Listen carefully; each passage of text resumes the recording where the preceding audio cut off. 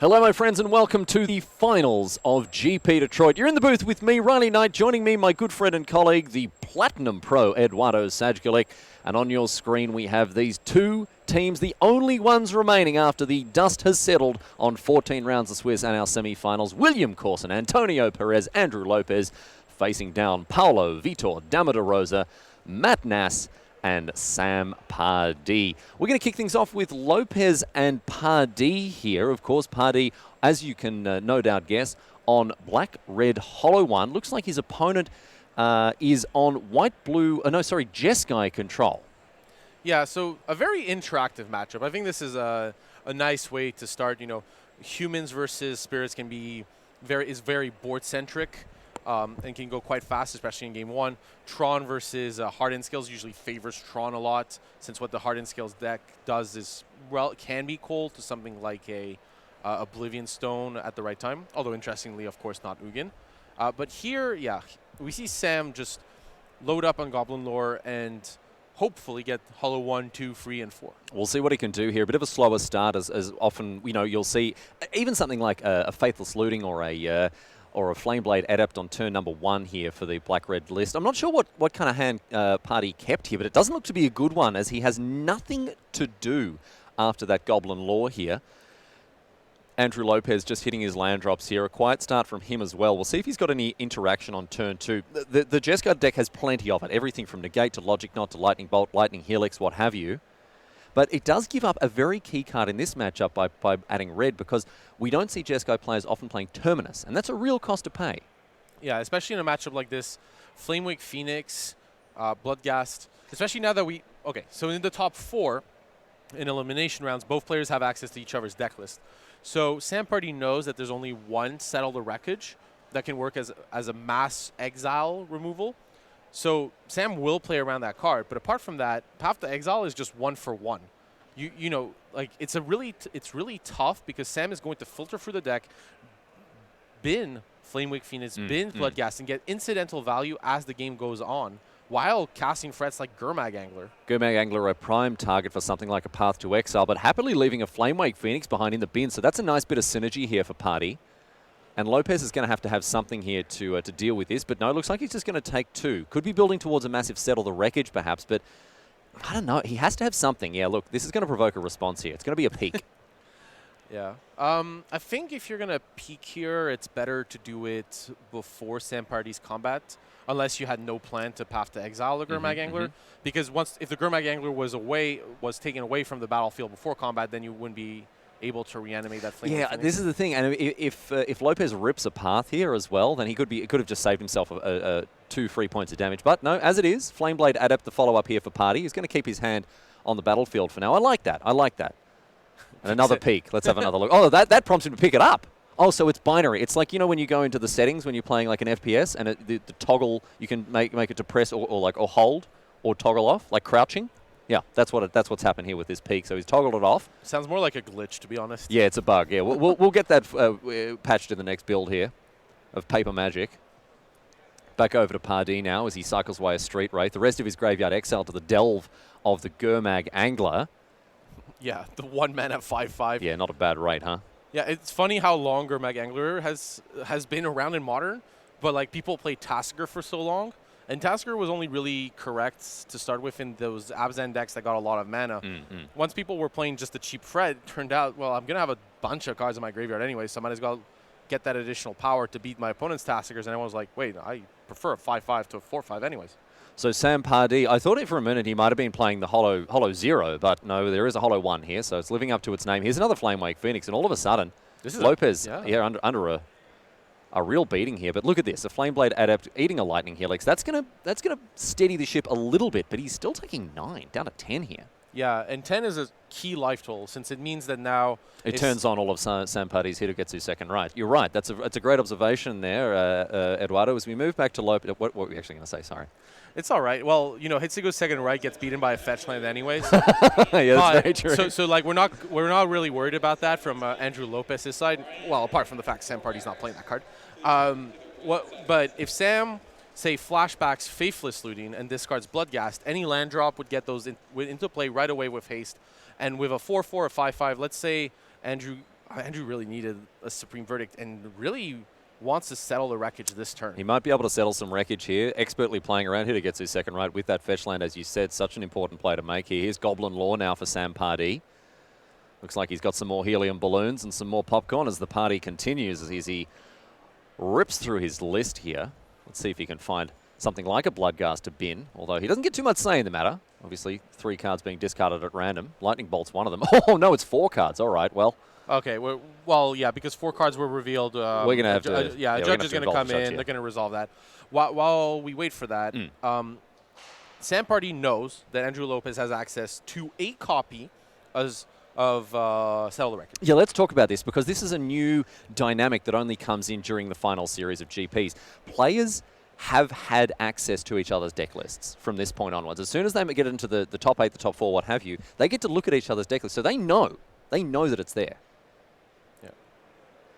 But also, like, the thing is, Sam is going to declare an attack, and then Andrew has 4 copies of Cryptic Command. So if Andrew doesn't play Cryptic Command, that's where things get difficult. Since Andrew, unless Andrew has access to Settle the Wreckage, for sure will fire off Cryptic Command. Yeah. This is a good spot. This prevents lethal damage, buys you time, which you do desperately need. So I think we're going to see a Cryptic Command most likely, but if Andrew doesn't cast one, then it becomes a question, how does Sam Pardee attack here?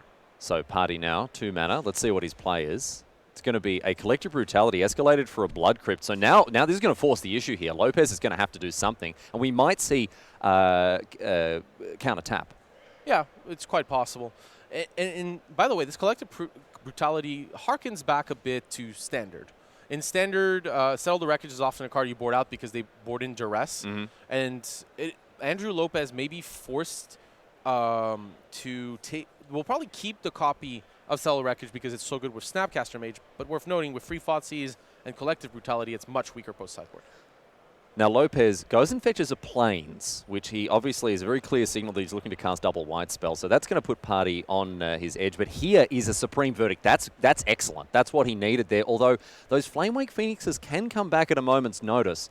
We saw the most inappropriately textless card ever printed in the form of Cryptic Command, dealing with that Collective Brutality. And Supreme Verdict, a nice answer to the board. Let's see if Pardee can find another hollow one or something like that, another Gurmag Angler. He can continue to pile pressure onto Andrew Lopez. Yeah, Sam really wants a 4-power creature to get back those Phoenixes, as well with a Bloodghast and 2 lands. That seems like probably a good discard. And there it is. There's the Gurmag Angler. There's the Reanimation. But yeah, by the way, the Cryptic Command, I played that textless card versus an opponent in their first Modern tournament. Oh, yeah. I told them what the card did, and they said, just like, joking. I don't believe you. Yeah, you are absolutely pulling my leg. Pull the other one. It's got bells on. Across comes the Phoenix for 2 now. Lopez still under the gun and has a Lightning Bolt in hand. That's a more appropriate textless card, I think. Yeah, Lightning Bolt, one of the most iconic cards in the game. Yeah. But not exactly the best tool to fight over these recursive Phoenixes. No, it's a difficult position here for Lopez. He's going to take 2. I think that's the right call here. Draws a card. Finds a Lightning Helix. All right, that's a little bit better. Going to buffer that life total up a little bit. Does he have the settle? I think I saw it. I think I saw it too. And that would explain why you don't fire off the Lightning Bolt here. I think taking 2 damage is indeed okay in a spot like this. Yeah, but I mean... And like, if Sam only attacks... I guess if Sam attacks with Angler and Phoenix... A line you could take is to Lightning Bolt and Lightning Helix the Angler in order to set up for a more powerful Settle the Wreckage down the line. Sure, try to snag both of those Phoenixes. Yeah, and it's a question, how much value do you want? I mean, we want all the value. All the value. I mean, that's a very easy question, Eduardo. But yeah, if Sam gets back the Phoenix attacks with everything, this settle's going to be gigantic. This is going to be the easiest settle in the world, I think. The Bloodghast can also attack, of course. It has haste, and I mean, if you're not snapping off a settle in the face of these 3 recursive threats, no. Okay, Sam Pardee taking a more conservative line, but this may still prompt a response from Lopez. What do you think? It's really close. If you want to bait Sam, you could Lightning Helix the Angler. And actually, wait a second. We have Lightning Helix, Lightning Helix, Lightning Bolt, Lightning Bolt. Oh, hello. Oh, he's going straight at the dome. He's going straight lethal. Upstairs. He's got lethal. enough, and this is what we see from Jeskai Control. All of a sudden, at the flick of a switch, it can play a proactive game plan, point the burn spell straight at the scone. Lightning Bolt, you, my friend, you're on 3. Street Rave, Fetchland, Blood Crypt, this has a cost. It's not free. That's the cost you pay, and anything else, Snapcaster Mage, Lightning Bolt, Lightning Helix, anything will get it done here. Land for Celestial Colonnade? Even that will do it. Maybe there wasn't that lightning bolt. Andrew Lopez was just hoping to draw a Snapcaster, an untapped land in order to finish the game. He's found a Jace. And has access to Settle the Wreckage. He's got a ship. Oh, my goodness, a flurry of burn spells, but it's not going to get there quite yet. Sam Pardee gets another bite at this particular cherry, and a juicy one it is in the finals of GP Detroit. I love this take by Andrew. Really good recognition of being so close to lethal that this Celestial Colonnade isn't really killable by Sam Pardee in game one. So, yeah, I love that take. And now Sam is going to be forced to attack with all of these, feels the pressure from a bolt, and is going to run right into Settle the Wreckage. So Flamewake Phoenix now comes back from the bin again. I mean, it has to attack, right? Now, Pardee doesn't have a choice there. And also that Bloodghast can get busy as well. But Lopez, oh my goodness, the full 5. Are we going to see it from Sam Pardee? The choice. Just 4 still. However, this is a massive play here for Andrew Lopez. Oh my goodness. I wish I had put 2 hats on this morning so I could take both of them off to Andrew Lopez. What a master. The way that he navigated those combat steps. We usually see the flurry of burn spells to take an opponent to 0. Instead, he is just getting up. He has opened up a timeshare in Sam Pardee's brain zone, playing this game of psychological warfare. And finally, the straight up 4-for-1 with Settle the Wreckage. Huge plays from Andrew Lopez. Those creatures were free. It's like a 0-for-1.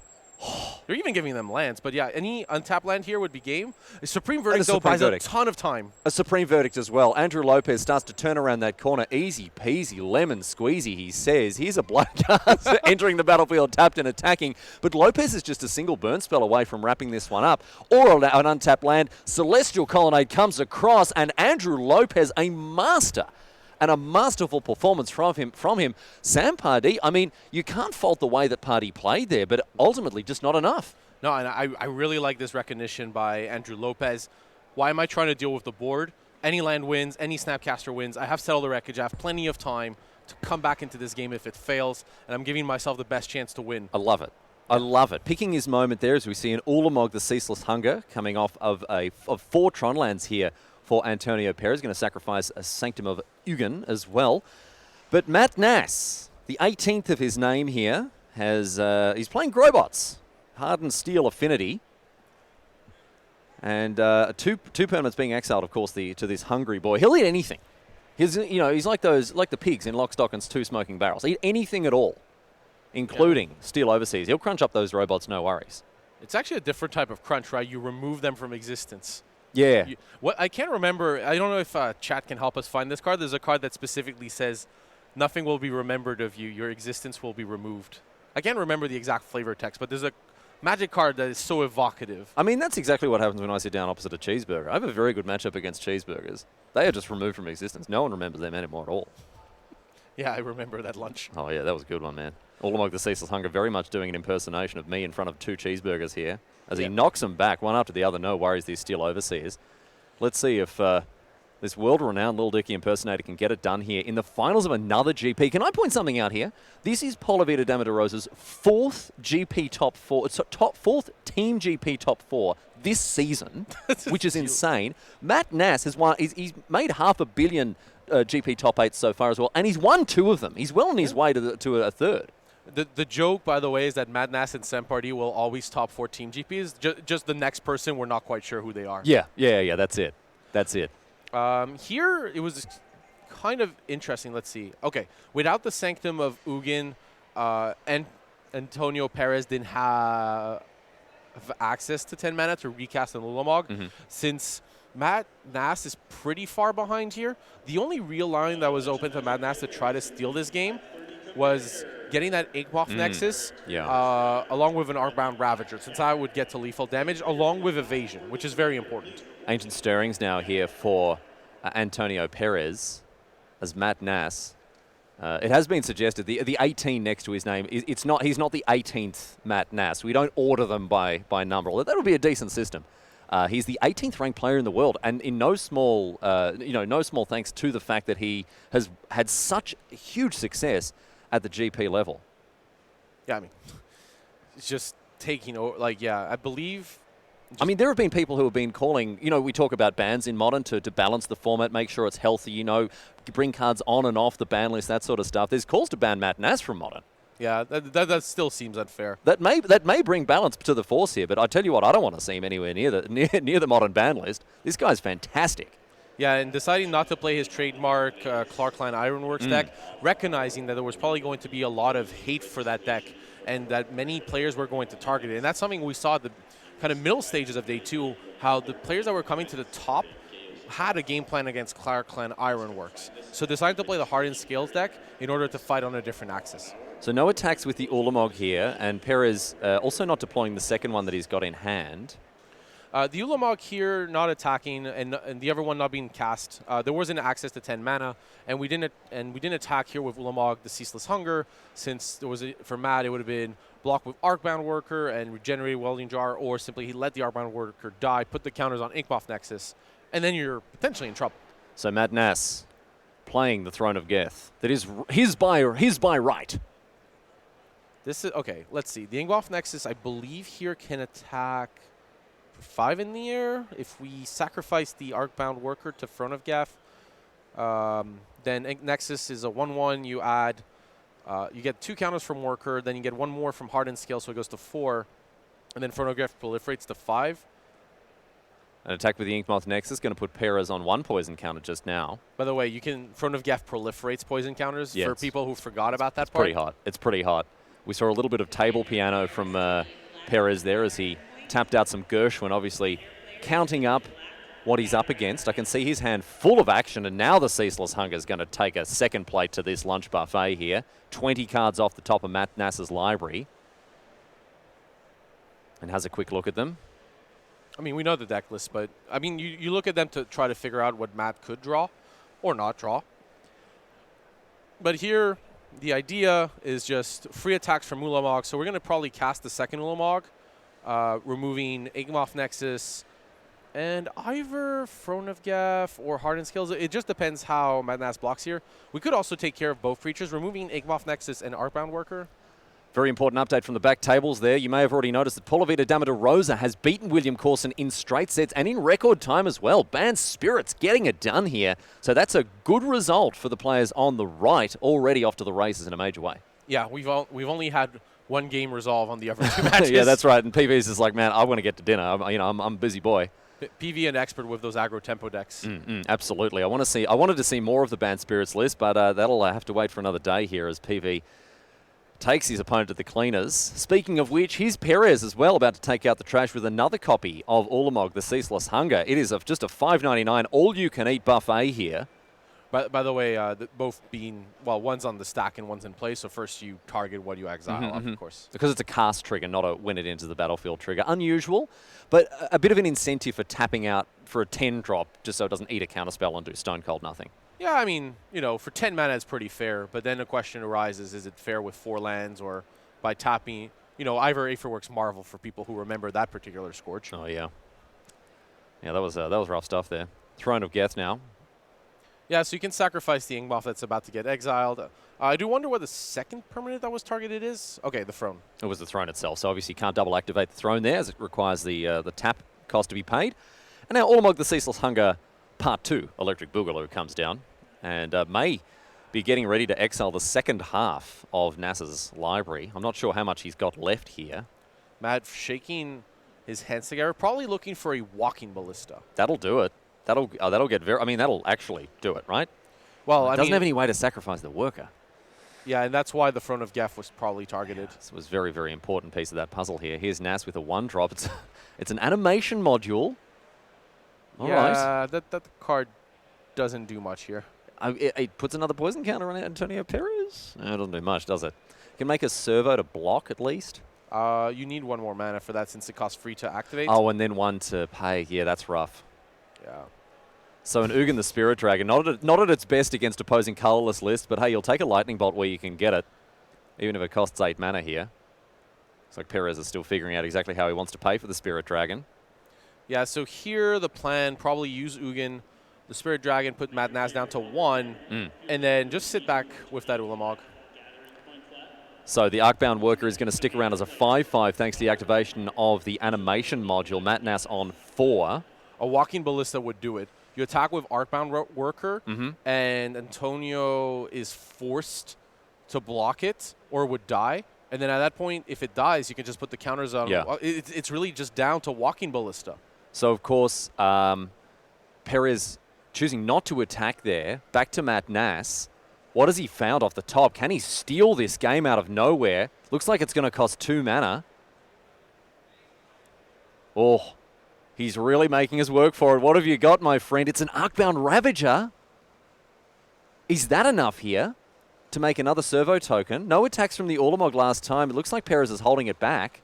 If Matt Nass is correctly, I mean, I believe Matt Nass was at 4 last turn. So if Matt Nass goes to 1, I believe if Matt Nass is at 4, then this is totally fine because it puts a wide board and then the Ravager's perfect to kind of distribute. To put the counters wherever he needs them, right? But if Matt Nass is at 1, which would be considering the life totals last turn, then Ugin the No. Spirit Dragon. The Spirit Dragon went after the Arcbound Worker. And that's why he put the counters on it. Wait, what? I think that's what happened there. The life totals are correct. He targeted the Arcbound Worker with the Ghostfire ability of Ugin. Oh my. Yeah. I mean, the plan was just But a free walking damage ballista. space. A walking ballista thanks to the ancient stirrings of Antonio Perez. Is that going to be enough here, Eduardo? Yeah, it's more than enough. I mean, you just need to deal 1 damage on top of the Ugin the Spirit Dragon. That's right. Well, he finally puts the pieces of the puzzle together here, Antonio Perez, and picks up a handy Game 1 win against Matt Nass. I will tell you this, Nass made him work for it, though. Oh, my goodness. The game went on for several turns longer than you might have thought it would, and that means we jump back now to Lopez against Sam Pardee. The thing is here, and this is not a knock against William Corson, the fact that Paulo and William have finished off their games means that Paulo is sitting between these two, like a little angel on the shoulder, giving out advice. And again, not a knock on William Corson, but if I was given the choice between getting advice from PV or William, I know who I'd pick. PV's pretty opinionated. That's actually, he's kind of insufferable, isn't he? I don't know if insufferable is correct, Well, that, I mean, that I'm less about. I know, he's pulling basic lands out of the land station. I mean, come on, no, actually, no. I've made my decision. William Corson. Yeah, I'll have him every day of the week. Right, here a Collective Brutality. It may be kicked here, because we kind of jumped in while it was on the stack, so it's possible a Bloodghast was discarded to it, especially seeing like kind of the order of the graveyard. It's possible like Bloodghast was discarded to Collective Brutality. You know, discard usually a cost, but in a deck like this one, not always. Just to be clear, by the way, PV and I are like good mates. I don't find him insufferable at all, except when he's talking about Disney musicals. But I mean, that's not specific to PV. I'd find anyone talking about Disney musicals in that way pretty insufferable. I think you're opening yourself up to more people talking about. I'm just digging down. I'm not getting myself out of this hole. I'm just making a bigger hole. Yeah. Let's check what Lopez is up to now with another peek here, and a Celestial Purge is a nice one as well to. Essentially a 2-mana Vindicator against this deck. Right. So Sam Pardee's forced to let this Gurmag Angler go. Yes, summons at the office. Look, Mr. Angler, we've looked at your performance results. You know, it's been great. You're an undercosted 5/5. We really did get you at a steal, but just across a lot of key metrics, you're really not performing well. After going to let you go. Right, exactly. The Secure the Waste only option. So Andrew Lopez with just Snapcaster Mage, although I do understand that the words just Snapcaster Mage are maybe ambitious. It's a really powerful card, especially with both players running towards empty. Yeah, that's it. I mean, these fuel gauges are ticking down towards the bottom left-hand side there, and it's going to be whoever gets the greatest miles to the gallon out of the cards they've got in there. That's what they say over here, miles to the gallon? Yeah. Miles to the gallon. Yeah. Yep. Cubits to the furlong. Actually, yeah, miles to the gallon is the right way. Pints to the chain. That's another place. That's another place. Okay. All right. By the way, Sam here playing the land before the Goblin Lore values getting that Bloodghast into play quite highly. Yep, really wants it there. Discards another Goblin Lore and Collective Brutality as well as that Bloodstained Mire. One mystery card in hand here for Sam Pardee. Back to Lopez now on 9, under a bit of pressure on the board. I'll tell you what, a Settle the Wreckage would be pretty good here. He does have Celestial Colonnade in hand, Lightning Helix as well. I think a Field of Ruin was the pickup for him this turn. Let's see how he's going to leverage these tools against his opponent. Needs double white as well. Yeah, I mean, here, Lightning Helix with Field of Ruin. Usually, now these Jeskai lists playing a basic mountain. They didn't used to as much because the goal was to play around Blood Moon. But with Field of Ruin, you're more often going to need that red source. So that's one line that's open, right? You Field of Ruin with Island, Field, and the other land, and then you have red-white for Lightning Helix.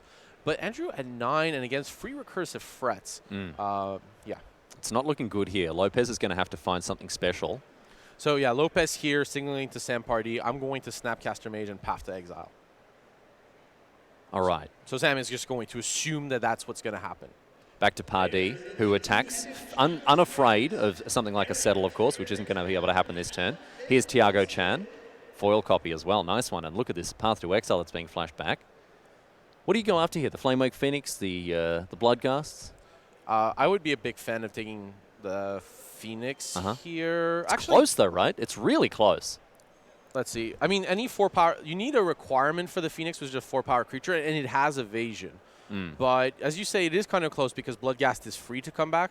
So the question is, right, like a 4-power creature or above is already a great draw for Sam and puts him ahead. So while Bloodghast converts a bad draw into value. That said, Andrew Lopez has Field of Ruin, and if he wants to unlock red mana, he will have to use it. So as difficult as this choice may be, I think you're correct that Bloodghast was likely the better target, but it is very close. Let's see if Lopez wants to line up a block here, trade off his 2-1 for the opposing 2-1. Sam Pardee having a real good go of the shuffling there. Back to Lopez, who cuts, places the deck back down. All the latest shuffling action coming at you from the highest level of Magic, ladies and gentlemen. The block here is fine. The Snapcaster Mage, unfortunately, does not have much value in this case. And then like you force Sam to play a land, and then you can use your Lightning Helix later. Flashback Faithless Looting here for Pardee. A good sign for Lopez. Shows him that he doesn't have too much to work with in hand. Trying to improve a hand that, you know, may not be doing what Pardee wants it to. I can see a Flamewake Phoenix in hand. That's bad news for Lopez. Yeah, but Sam may actually keep it in hand. If Sam doesn't have access to a large creature, then you keep it in hand and just cast the Phoenix. Totally respectable threat at this stage of the game. Little Windrake with haste. It's good enough. Good enough sometimes. Oh, yeah. These cards have casting cost for a reason, right? They're not just 0 and 1 mana. There are situations where you just need to hard cast them. Yeah, it's a travesty when you do. It's a travesty when you have to pay more than 1 mana for your 5/5, but hey, sometimes you gotta do it, huh? I mean, he even discards Flame Blade. Yeah, he's kept the Phoenix in hand above a threat that he could have deployed this turn. Yeah. So now, Lopez, who did pick up a Game 1 win, Steam Vents off the top here for him. Looks like that's going to be the card he plays. I can see a Surgical in hand. Yeah, Surgical Extraction, I mean, it's a totally respectable card against these Hollow One decks, but, well, when you're at 7, not really what you're hoping to top deck. No, certainly not, especially as it's going to cost 2 life in almost every situation to cast it. But it is a way to go, for example, Andrew Lopez could go Lightning Helix on Bloodghast if we did see the Helix correctly, and then Surgical. The problem is, actually, wait. Okay, wait. All right, Eduardo. I think the line here. What do you got, my friend? We Field of Ruin, one of the dual lands. Doesn't matter which one. Which one? The untapped one. Okay. Okay. Then there's going to be a landfall trigger for that Bloodghast for Sam to take it back. In response to that, you Lightning Helix the Bloodghast in play, and then you Surgical them. All right. Let's see if Lopez can pull that one together here. He's thinking about a Steam Vents. And you don't even need to like your other land can come into play tap that way as well. It's a 2-mana. I mean, it's a totally fine play, but with the Plains and Island tapping the Field of Ruin, then you get a red source along where we were calling it, and you're good to go. Steam Vents coming to play tap by the look of things. Lopez with that a huge amount of life to play with here. You don't have to do it right away, but if Sam plays a fetch land, you're in trouble. So, Steam Vents comes into play. Tapped. Field of Ruin on the Blood Crypt. He's gone after. So far, this is a real Galaxy Brain play from him as he's done exactly what Eduardo has said here. Yeah, and I kind of like doing it on draw step just to... Yeah, there we go. Yep. But I kind of like doing it on draw step just in case Sam had drawn more lands and decreasing the chance. So tiny bit of equity, but I really like doing it on draw step. Yeah, so check this out. A Lightning Helix now.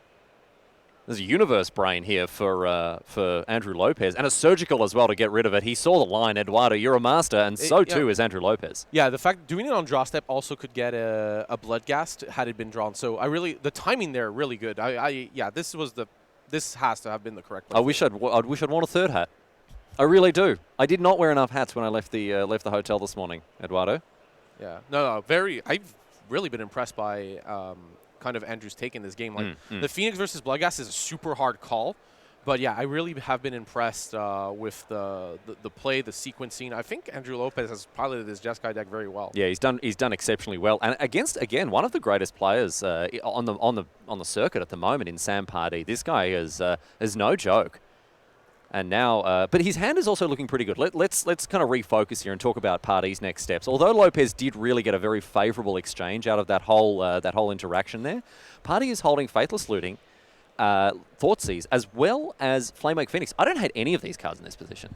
Right. I mean, I don't know if it was so much favorable exchange as just best use of resources and maximizing this. But okay. But with Faithless Looting here, Sam has the chance to potentially get to that hollow one. That's what he was looking for here. Yep, that's going to be huge. And then, I mean, you discard the land of the Phoenix, you play hollow one, you get to Thoughtseize your opponent's last card. That would put Andrew Lopez on empty at 6, facing hollow one and Phoenix. And a Phoenix, yeah. This is huge here for Pardee. He's really hitting his straps now. Doesn't play the Thoughtseize, however. Does he know what's in hand? Okay, he knows there's a land. Okay, all right. Sorry. So yeah, Sam doesn't play the Thoughtseize here since there's no point. Field of Ruin now. Lopez with a single card in hand. Is it going to be enough to forestall this lethal attack that Pardee is offering? Celestial Colonnade still in play. Okay, all right. That's going to be key. Thank you for pointing that out to us. Yeah, basically, even if Andrew drew a land this turn, the Celestial Colonnade can either block the Phoenix or trade with the hollow one, depending on what card he has access to. Another Phoenix in the bin here for Pardee. It's going to come into the battlefield too. Let's see what Lopez is up to now. And in they come, wakes up the Celestial Colonnade, forced into trading off against that hollow one there. Otherwise, he's taking lethal. Yeah, and the card that Andrew Lopez wants to draw more than anything else in the world, unfortunately cannot be cast with the mana in play. Because he needs a Settle the Wreckage. No, he needs a Baneslayer Angel. Or a Baneslayer Angel. Or a Lyra Dawnbringer. Or a Lyra Dawnbringer. That's what I was just about to say.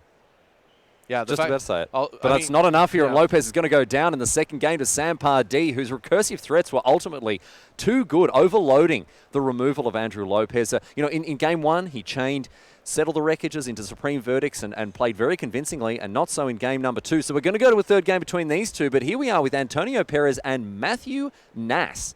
Nass on the new Affinity 2.0 list here with Hardened Scales, Grobots, as some people are calling it, which I quite like. That's actually a pretty nice name. I like it a lot. But I definitely thought of it myself and didn't read it out of chat. Definitely, 100%. Expedition map to play now for Perez. Matt Nass has got things, got things off to a decent start with a Welding Jar, Throne of Geth, Arcbound Ravager. Ancient Stirrings. Yep. It's all coming up Pardee, or it's all coming up Nass, I should say. But this combination of Inkmoth Nexus and Arcbound Ravager, so powerful. I think Matt can actually Fred in lethal. That said, Antonio Perez should have access to Free Nature's Claim, so it's not a free attack. Welding Jar, so Regeneration is kind of a weird ability, and I'll recap what it does, because if you're kind of newer to Magic, it won't make sense. But one of the less obvious parts of Regeneration, so you may be wondering, what is Regeneration? It saves your creature from being destroyed or lethal damage. But unlike, say, what R&D prefers today with Indestructible, what Regeneration does is it replaces a destruction via lethal damage or a direct destruction effect by tapping the permanent. So Matt Nass is quite close to being able to attack with a lethal Inkmoth Nexus. There's not much that's required. That said, yeah, if Antonio Perez had access to Nature's Claim, Welding Jar would be able to save it, but then it would still be removed from combat. That said, Antonio Perez shields down this turn. Only Urza's Tower and Urza's Mine. So if Matt Nass can go for it, I mean, there's Spatial Contortion, which is a pretty good answer.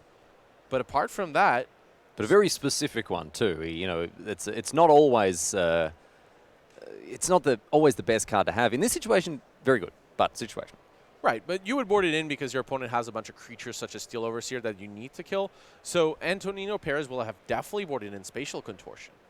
And Welding Jar doesn't save Inkmoth Nexus for that. So if Matt Nass goes all in, and then Inkmoth Nexus gets Spatial Contortioned, then that's a total disaster. But Matt Nass may go for it because Antonio Perez untapping with Tron, that's not a desirable situation either.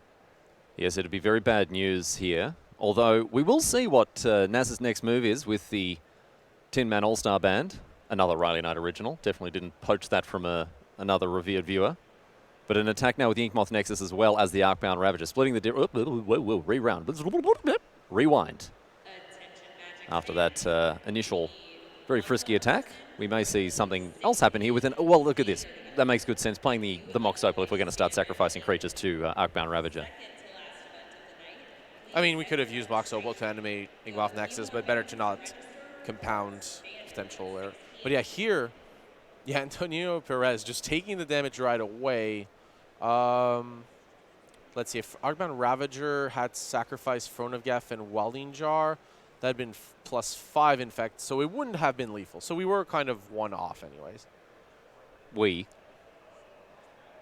You know, as a general... Oh, right. They're just not... the royal we. Not, the royal we. Yes, that's better. That's better stuff from you. I'm going to hold you accountable, my friend.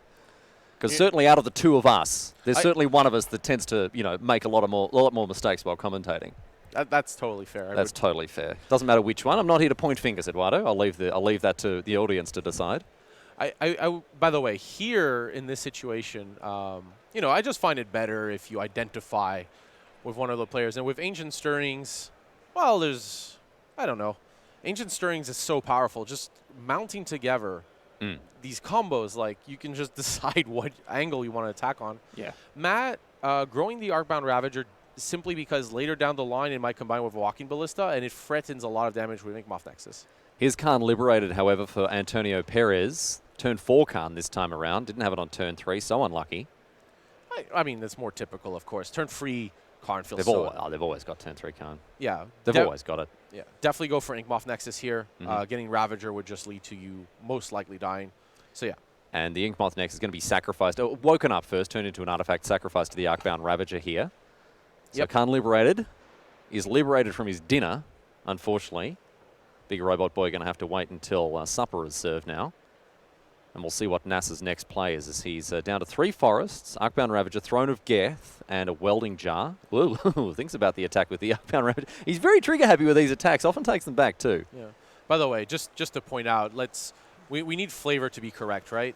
Is Karn really a robot? I think so. I mean, he's made of metal. It's a golem.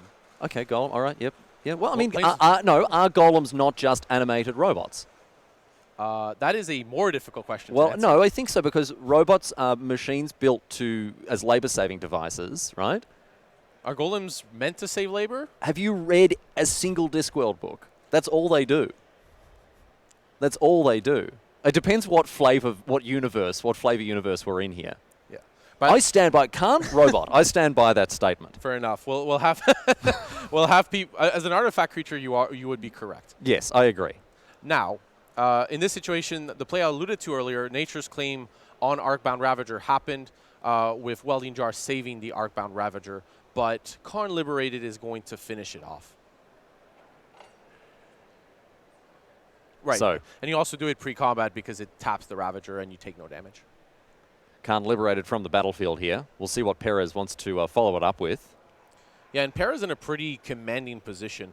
Madnass is not offering much.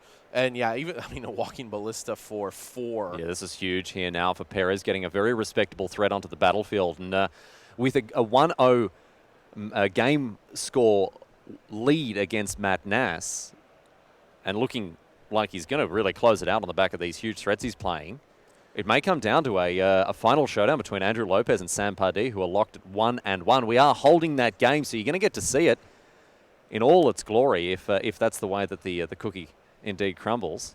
Yeah, and even this Walking Ballista just kills everything. Like, that Madnass could play. You just add counters, and then you can just target the... oh, sorry, we have more spells.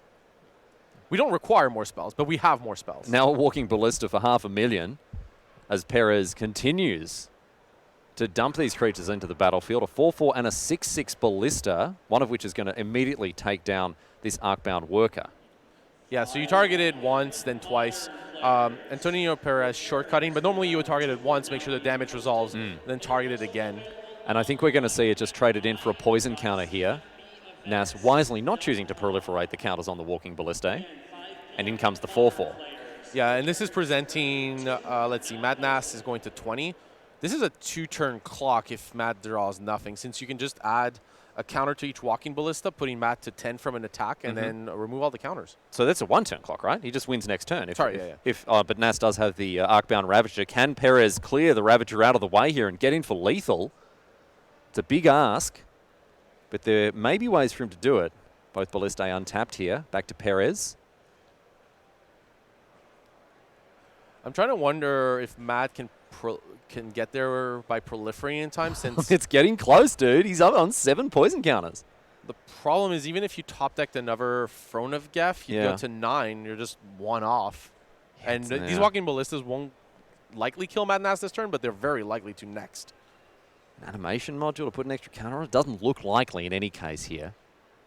Animation module. It's roughly the same as a Throne of Geth top deck. Yeah. So, yeah, we're just 1 poison off. I mean, So close. yeah, I don't see a card that Matt could draw in this spot.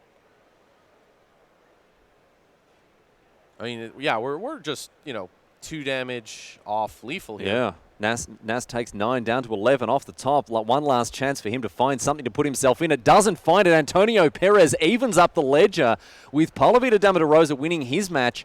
Antonio Perez winning his.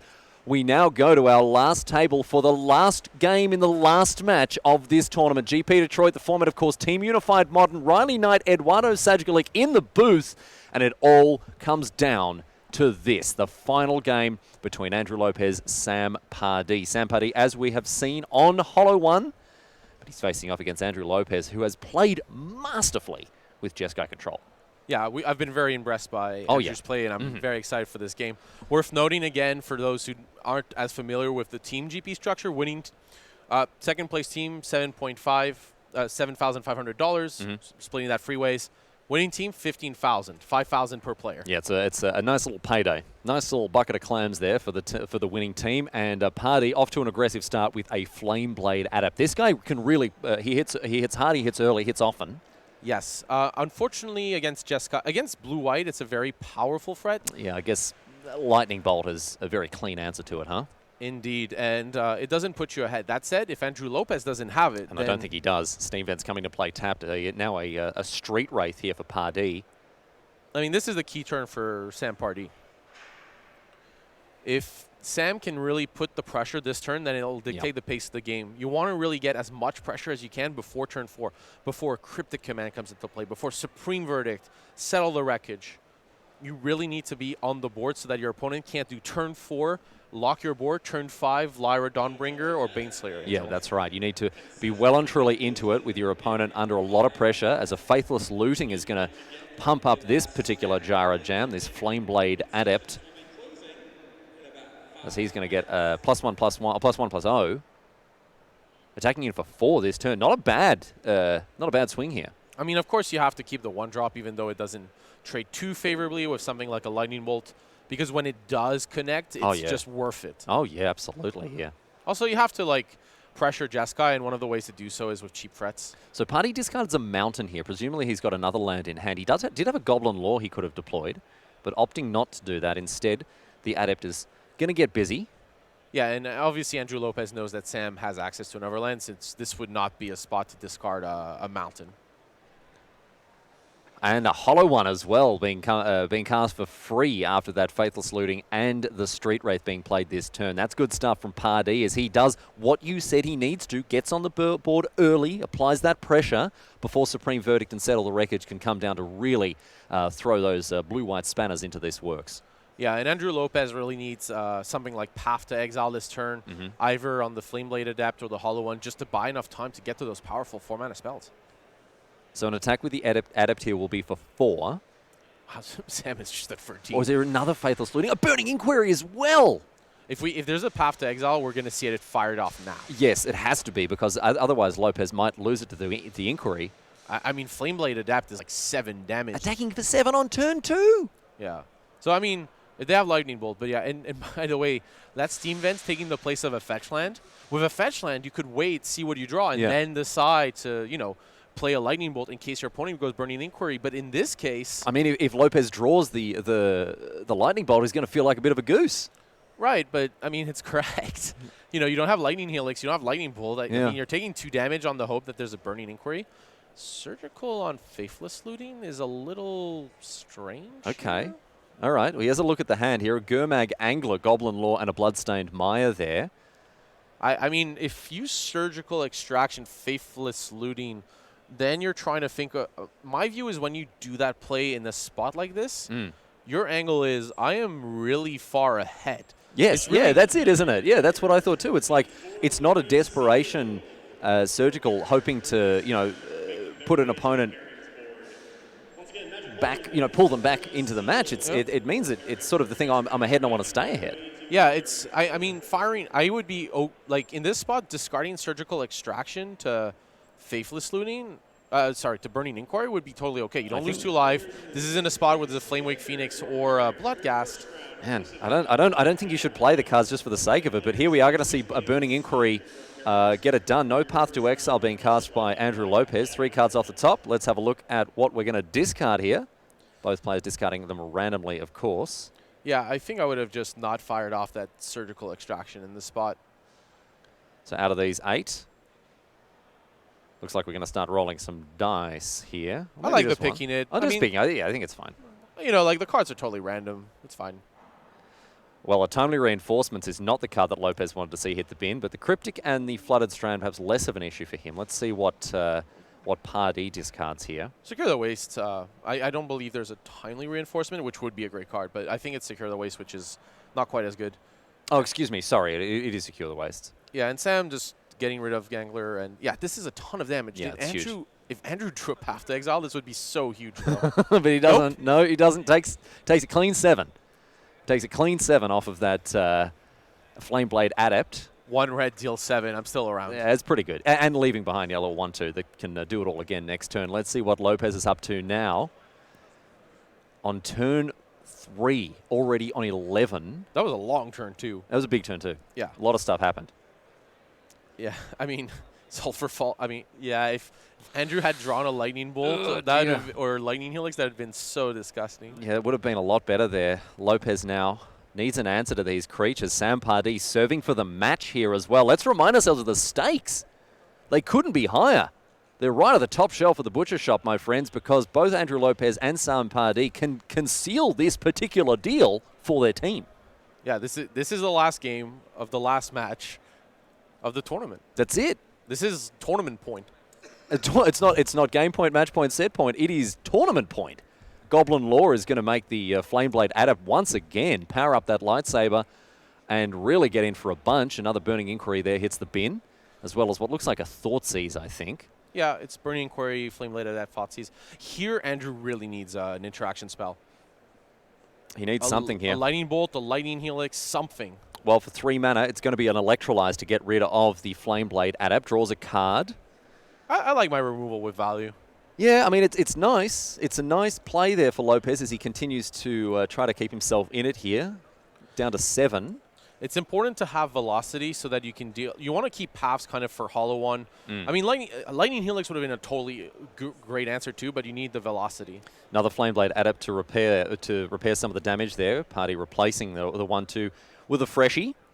And we're back to Lopez now, who has now got to turn 4, a critical turn when it comes to playing, any blue-white base deck. Yeah, obviously losing the Cryptic Command to Burning Inquiry earlier, not great, since that's the card you most want to have access to, most want to represent. Something like returning the Hollow One to hand and drawing a card, or just buying time with a Fog is like tapping all creatures, drawing, and then getting into your powerful cards. Supreme Verdict would be pretty nice here, actually. Yeah, especially seeing as both of these creatures aren't recursive threats. I mean, Supreme Verdict against a field full of Bloodghasts and Flamewake Phoenixes isn't always where you want to be, but against a Hollow Boy and a Flameblade Adept here. Yeah, well, Andrew Lopez does need a second white source, and yeah, the whole team consulting on what to do. But I've been very impressed by Andrew's play. And yeah, okay, so we have access to Lightning Helix in hand. As well as it seemed like there was I just saw the outline of either a Cryptic or a Supreme Verdict, like some powerful 4-mana spell. The thing is, without double white, Settle and Cryptic, Settle and Supreme Verdict aren't going to be good enough. I think I can see a Lightning Helix at least, so that's and there's something. a Cryptic command. There is a triple Cryptic? blue, so... All right. Okay. All right. All right. So we're not dead in the water yet, says Andrew Lopez. We've still got some fight left in this old horse. Yeah, and here Sam, because Flameblade Adept kind of needs pre-combat spells, you get to deal with those first. But Andrew Lopez saying, yeah, this attack is okay. This attack's fine. We're going to fire off this Lightning Helix almost certainly here. Let's see what the first... oh, no, it's a Cryptic command? Yeah, here you can bounce the hollow. Bounce. All right, all right, all right, all right. Yeah, that makes sense. You only take 1 damage from Flameblade Adept. I mean, I was sort of locked into Flameblade Adept dealing 4 or 7. I was thinking, oh, he's still going to take a pasting. But no, just 1. Just the lonely 1 damage. And all of a sudden now, Lopez might actually be in a decent spot to try to turn the corner. He's still got a lot of work to do here. Yeah, with Sam Party having access to Flamewake Phoenix in hand, decided not to play it to not run into Cryptic plus or settle the wreckage. So it's a question here what Sam's line are. I think I saw Hollow One's Flamewake Phoenix, and not much else. So well cast it. just the old post-combat Flamewake Phoenix here, of course. Interesting to see that because he didn't have to worry about a settle the wreckage just that turn there. That's true. Without the access to the double white, there's a question whether that Flamewake Phoenix should have been cast first. I think so. I mean, maybe just wanted to wait and see. We don't know exactly what's in hand there. Looks like another Phoenix in hand there for Party. Yeah. For sure you want to cast Phoenix this turn. The question is, should you do it pre-combat or not? So Lopez still with access to that Lightning Helix, so can put himself back up to 9 should he so choose. Here's another land. Is it a white source? That's going to be the question here. You're a little less worried about the card's Lightning Bolt in post-port games since that's likely the card to come out. Celestial Colonnade. It's been a card of the tournament. It's been fantastic. I love this card, but it's coming to play tap right now, so not threatening that settle here for Lopez. It looks like we have access to Peak, Lightning Helix, and some other cards. All right, let's see what he wants to use. There's another Flamewake Phoenix put on the stack. What's Lopez's response here? I don't know that he's got something to deal with it. It's going to enter the battlefield at least. Attack with all 3. You're going to get you for 5, Lopez, old son. But of course, we know the Lightning Helix is standing by, ready to be deployed. That's kind of tragic. Sam Party has access to 2 Hollow Ones in hand. Only just can't cast them. Well, here's a peek. Let's have a look at those Hollow Ones. Hollow 2, in fact. Yeah, Collective Brutality, though, could discount them down the line. But you need access to a lot of cards, unfortunately. So let's have a look now and see what Lopez's next move is. Almost certainly the Lightning Helix, unless he can find something spicy with that peak. The actual most ridiculous play Sam Party could have gone for if he decided Lopez had nothing was to go Collective Brutality, double discard, and try to go for lethal. Oh, yeah, go down to... Well, you can't -2/-2, but at least discard 1. But, yeah, it's correctly does not do so in my view. Yeah, not going to just slam all the spaghetti at the wall and hope it all sticks. 3 mana here. It's going to be Field of Ruin, all right. Is there a Bolt, perhaps, in Lopez's hand now? He top-decked the Path to Exile. Ah, I see. So he can Field of Ruin, go and get a Plains, and then cast that. Yeah, and he knows that Sam has access to 2 Hollow Ones and a Collective Brutality, so Field of Ruin would be fine. But I kind of prefer the Lightning Helix here. I think so. It's just buffering that life total, keeping yourself at a healthy 5 life here. Yeah. You know, keep the Path, because you really want to use Path on Flamewake Phoenix. I mean, I guess if you Path to Exile the Flamewake Phoenix and take this damage, you would have gone to... Okay, so you would have taken free, you were at 6, so you go to free, and then you Lightning Helix the Flamewake Adept. So maybe the other order was fine, pathing the Phoenix. Okay. It's not the most mana-efficient play, though. I actually used Field of Ruin up, so... Maybe the path here was slightly better, and these games are won on inches. It's tough to say now, and it's tough to say in a game like this. You know, you've played so long a tournament. Marginal plays like that are what games are made of, but it's really hard to get, to think about them all the time and try to get them right. Flamewake Phoenix both comes in. We're going to block with a Celestial Colonnade by the look of things. You have to pay mana for that, my friend. He was just pointing at it. I was just pointing at asking. Okay, sure. It's just the way he was like, I'll block with this. I kind of like going Celestial Colonnade, blocking Phoenix, and then pathing the other one. Yeah. However, you're going to open yourself up to a Collective Brutality here. Being able to kill that Celestial Colonnade since it would have taken 2 damage. Oh, yeah, actually, that's rough stuff there for Lopez. Is that what he wants to open? I love Peak. He's got access to this technology because of Peak. Not something that we see too often, but yeah, sure. Doing its best impersonation of Gitaxian. Even better than Gitaxian Probe. Cast it instant speed. Well... Peak. Banned in Legacy next week. Let's see. Nah, I'm okay with Peak. Path to Exile now on the Flamewake Phoenix. of course, exactly the kind of card you want to deal with the recursive threat that is the 2/2 that comes back from the graveyard again.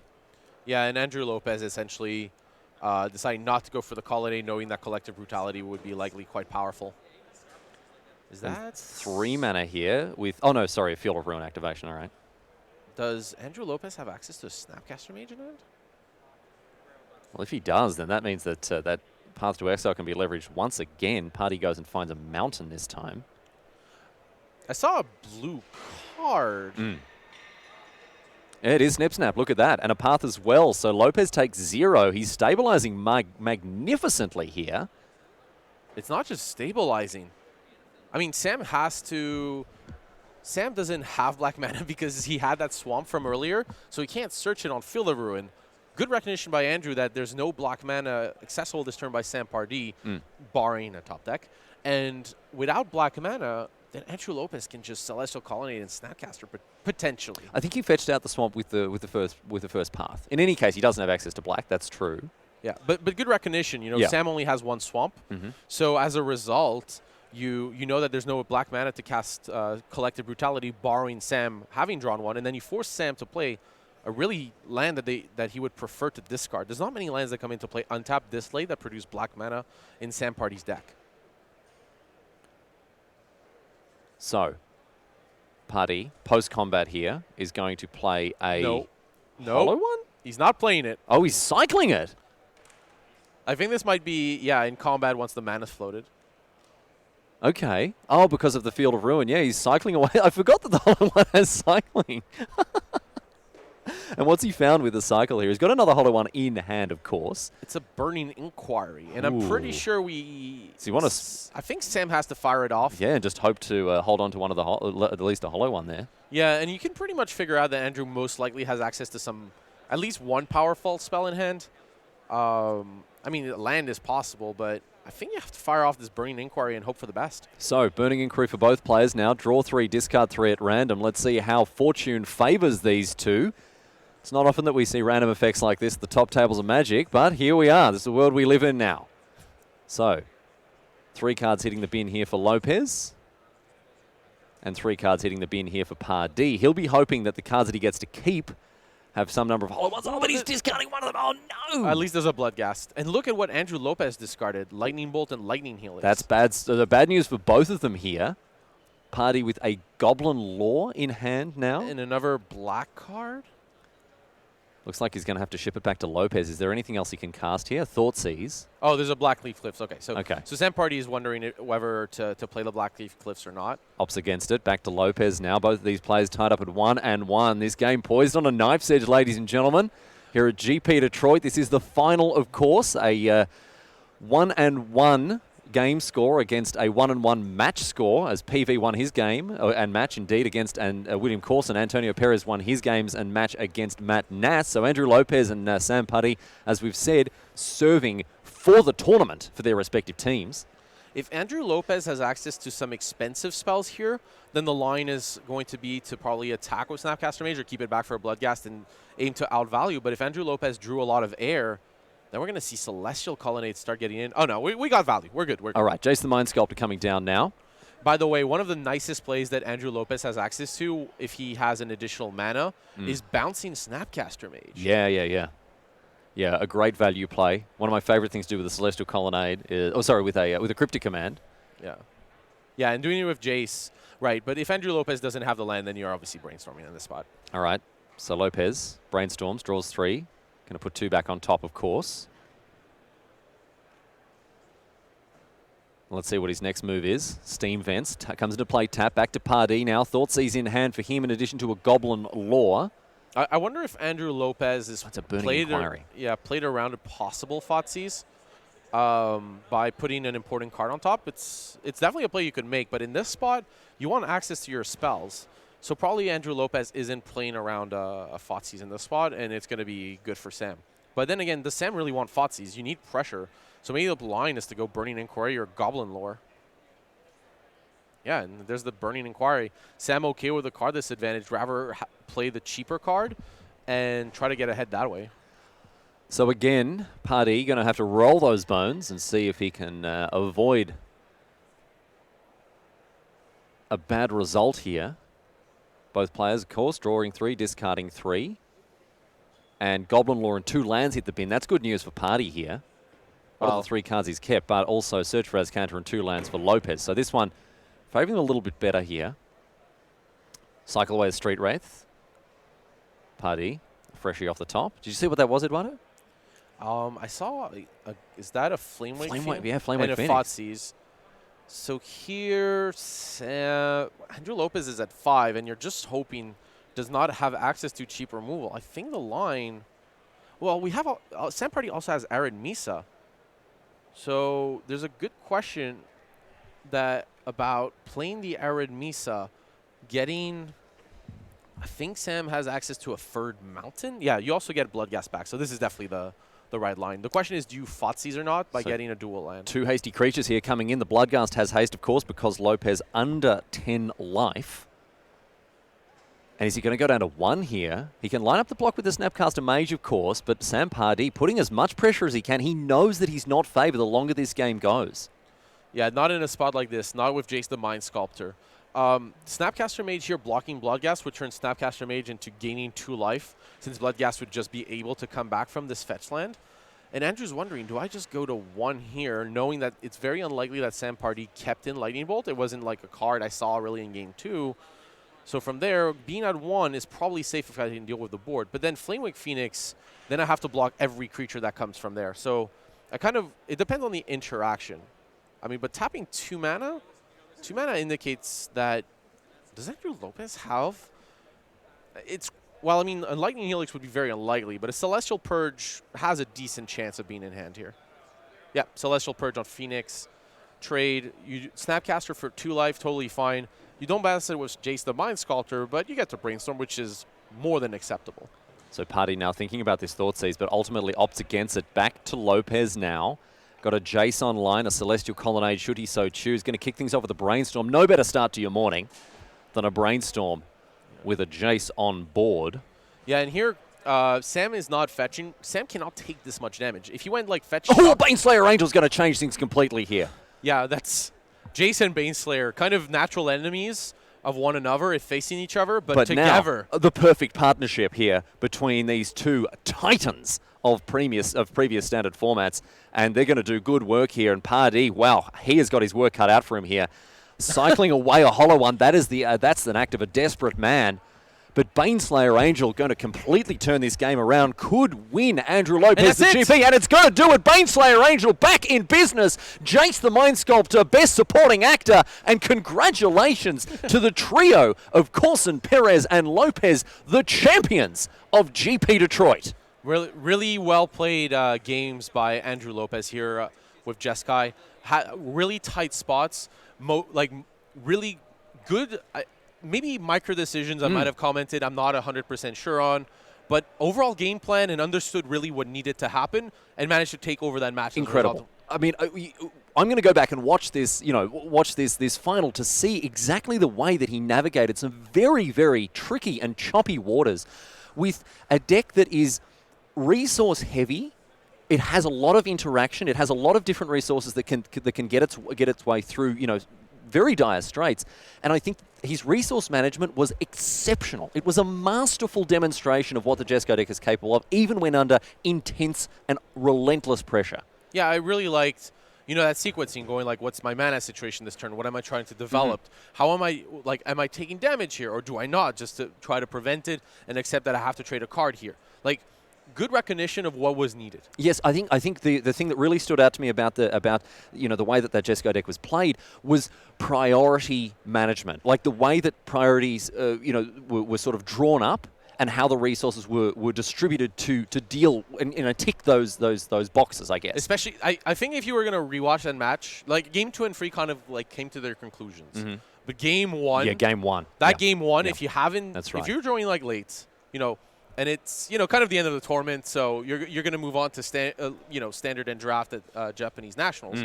But if you're going to rewatch a game from that match, Game 1 was great. I thought Andrew Lopez a lot of players in that spot would try to control the board. Andrew went, no, I'm going to kill my opponent, and if I don't, which happened, I know that the cards I will draw will allow me to because I can draw a land and win, but I can also draw spells in order to buy time, and it's excellent recognition of that situation. Yeah, really, really well navigated there, and I think we're going to hear from the team themselves. Eduardo, we're going to jump you out of the booth here and get the winning team in here. Eduardo, thanks so much for hanging out with us this weekend. It's been fantastic, as always, to hang out with you there. I can stay. You can stay. Fantastic. Come on, stop trying beautiful. to kick me out here. I'm just a bit sicky, to be honest. I just want to kind of get rid of you.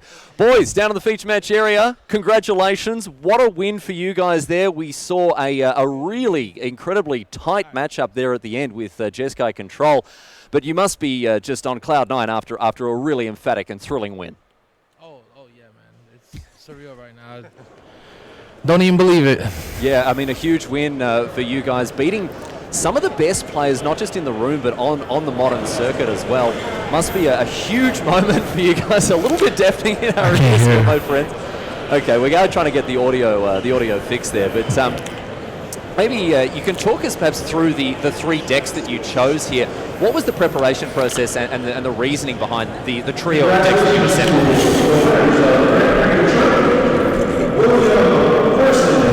Looks like we are having some audio.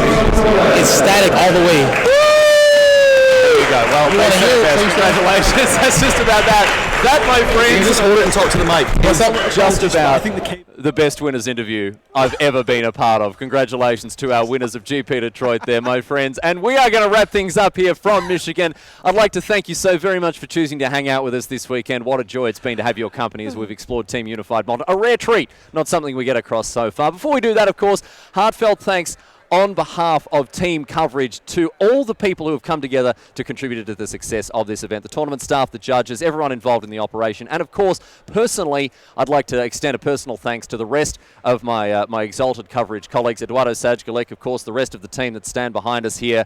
It is really, truly a privilege to bring live commentary and live coverage of these events to an adoring audience around the world, so thank you very much. But the biggest thanks, of course, go out to you. That's right, you at home, sitting at home, wherever you are around the world. Thank you for choosing to spend your weekend with us here in Detroit. But the good news is the party don't stop. We're back over to Seattle now for Japan Nationals. Marshall Sutcliffe going to be hosting a rotating all-star cast of R&D members, so stick with us because that's coming up right after this. Ladies and gentlemen, thanks for sticking with us this weekend. Of course, remember, we're all winners for having taken part, but as we saw, our 3 winners this week have won just a little bit more than everyone else. This is Riley Knight on behalf of team coverage saying good night from Detroit. Stick around for Japan Nationals coming up after this.